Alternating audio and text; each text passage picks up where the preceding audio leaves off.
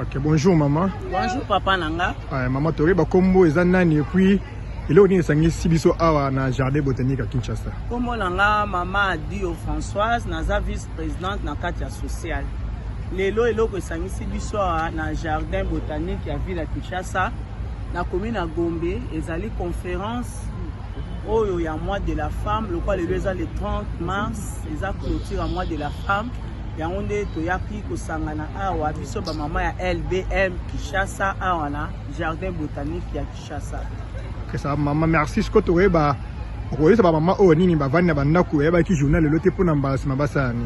Vraiment nazo beta mbela na mama nyonso. Lisanga na biso o ya LBM eza vraiment lisanga moko malamu.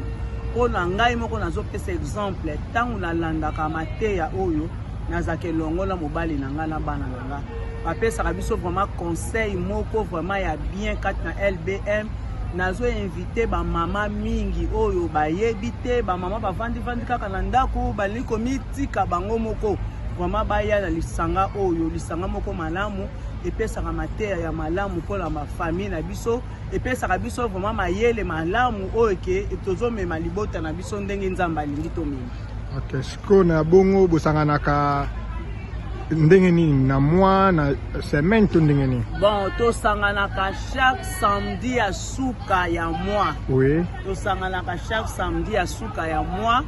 To yaka na mois contribution na biso o biso moko to benga kango songe ya liputa. Oui. Tala kaka place to sanganaka to za biso na biso ba mama moi ji. Oui. Moi lisungi nde to yaka na songe ya liputa na biso to sanganaka chaque samedi ya fin du mois ya mois nyonso. Ok, ça va, merci maman, tout c'est. Merci Nzamba Pambolo papa.